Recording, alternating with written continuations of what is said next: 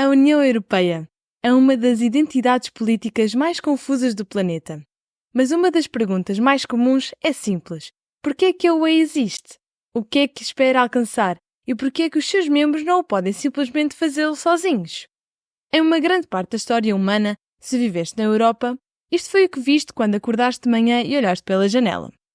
A Europa sempre foi um continente cheio com centenas, se não milhares de pessoas, culturas e países diferentes. Estes países entraram em conflito várias vezes, tanto por recursos naturais, territoriais ou razões ideológicas. Os líderes governavam com a ideia de que os seus vizinhos estavam sempre a tentar enganá-los, e como se alguma vantagem obtida pudesse ser usada contra eles. Os europeus viam-se uns aos outros como potenciais inimigos e não como amigos. A Primeira Guerra Mundial não foi nada de novo, foi só mais um conflito europeu como qualquer outro que já tinha ocorrido antes. Outro desequilíbrio do balanço de poderes.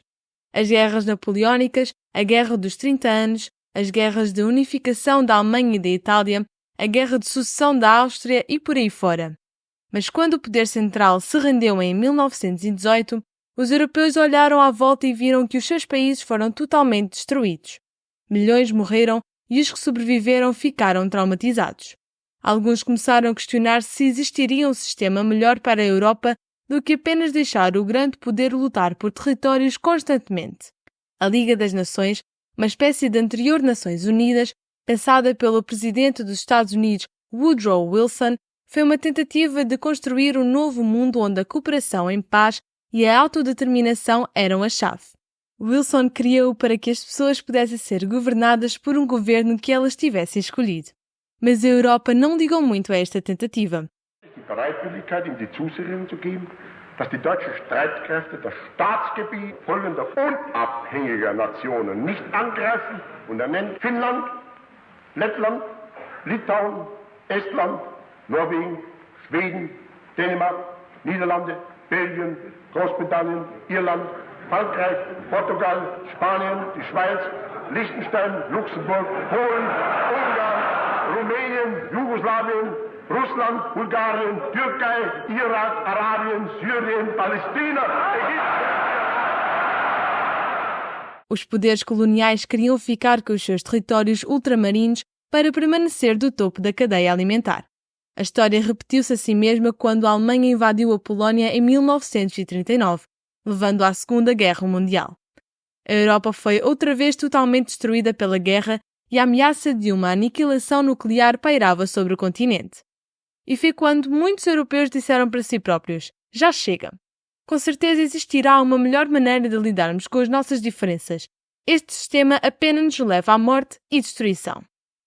Estes 11 homens são chamados os arquitetos da UE. Pensa nos pais fundadores dos Estados Unidos, mas para a Europa. Todos eles tiveram um papel na formação da UE, mas houve um em particular que se destacou: Robert Schuman. Schuman era francês, ministro dos Negócios Estrangeiros em 1950. Ele protestou a ocupação nazi durante a guerra e quase foi enviado para um campo de concentração. Por isso, estava determinado a ver finalmente a paz a chegar à Europa. Schuman acreditava que a única forma de parar os poderes europeus de lutarem era juntando as suas economias. Fazer guerra não era só impensável, mas materialmente impossível. Faisant depuis plus de 20 ans le champion d'une Europe unie, la France a toujours eu pour objet essentiel de servir la paix. L'Europe n'a pas été faite, nous avons eu la guerre. Em 1950, ele anunciou o Plano de Schuman, uma proposta para juntar as indústrias do carvão e do aço, da Alemanha e de França, numa só autoridade supranacional. França e Alemanha especialmente porque estes eram dois poderes que basicamente sempre foram inimigos. Carvão e aço porque eram dois materiais necessários para produzir armas. Mas existe outra parte do acordo. Não haveria nenhuma tarifa de exportação do aço entre França e Alemanha e a autoridade central investiria para melhorar as condições de trabalho dos mineiros de carvão.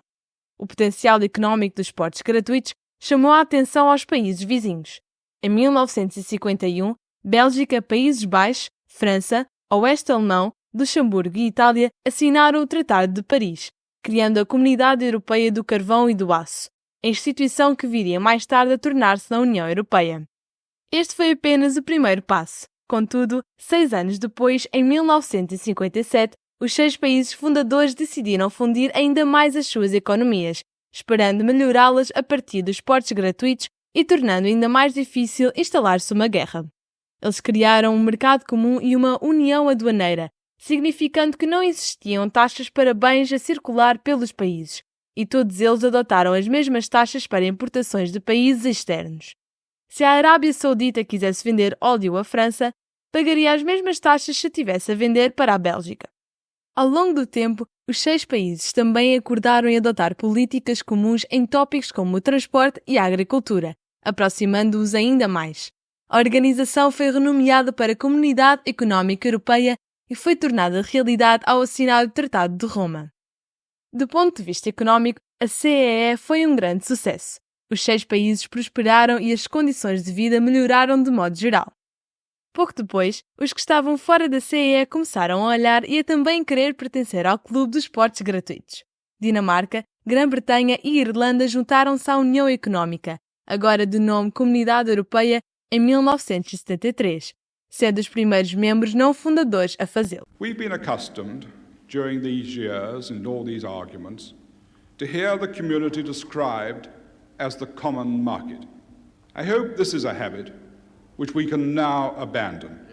Certainly the unified market is a matter of enormous significance, but it is only the first step which will carry us well beyond the questions of tariffs and trade, for what we are building is a community. We were able to show how in one field after another we could come together as neighbours to achieve by cooperation the many aims which we share and which we could not possibly hope to realize in isolation. No decorrer das 2 décadas seguintes, mais e mais vizinhos europeus viram o sucesso da CE e candidataram-se para se juntar. Primeiro a Grécia, Espanha e Portugal, seguidos pela Áustria, Finlândia e Suécia. No topo da expansão, a Comunidade Europeia também se aproximou ainda mais dos seus Estados-membros. A cidadania europeia foi implementada. Criado um parlamento com representantes eleitos, permitido o movimento livre dentro da área Schengen e dadas mais responsabilidades ao Tribunal de Justiça Europeu. Em 1993, os líderes dos Estados-membros assinaram o Tratado de Maastricht, que oficialmente renomeou a Comunidade Europeia para a União Europeia tal como conhecemos hoje. A visão de Schuman foi unir a Europa e aos poucos tornou-se realidade. Mas este é o passado da UE. E sobre o presente da UE? Quais são os seus planos para o futuro? Quando a primeira visão da UE foi formada, ela era assim. Em 1993, era assim. E hoje é assim. A UE teve uma expansão massiva desde o seu nascimento e nunca aproximou tanto os europeus. Um homem que vive no Porto pode mudar-se para Helsinki sem mostrar o seu passaporte ou mudar de moeda graças ao euro. Uma vez que ele tenha chegado, ele pode trabalhar e viver sem visto, e é protegido, tal como todos, pelas mesmas leis da UE. Se contasse a um homem francês em 1940 que isto viria a ser possível, ele nunca acreditaria em ti. A Europa está demasiado fraturada, ele diria. A Alemanha e França sempre foram inimigas. Neste sentido, a União Europeia tem tido um enorme sucesso, mas nem tudo tem sido de acordo com o plano. Os pais fundadores da Europa queriam que os Estados-membros se ligassem não só economicamente, como militar. A Comunidade de Defesa Europeia, que queria construir um exército europeu, foi rejeitado pela Assembleia Francesa em 1954. Em 2004, foi escrita uma Constituição Europeia que foi rejeitada pelos Estados-membros com medo de perder a soberania nacional. E a UE ainda se está a curar pela partida da Grã-Bretanha da União em 2019, o primeiro membro a deixar a UE. Mas o seu foco, a missão de unir a Europa e prevenir a guerra através da cooperação, ainda vive e bem. Mesmo que o caminho tenha curvas, o objetivo final é sempre incerto, na melhor das hipóteses. Então por que é que a UE existe? A UE é a forma da Europa rejeitar os antigos sistemas de relações internacionais no continente, onde grandes poderes lutavam por qualquer posse que conseguissem.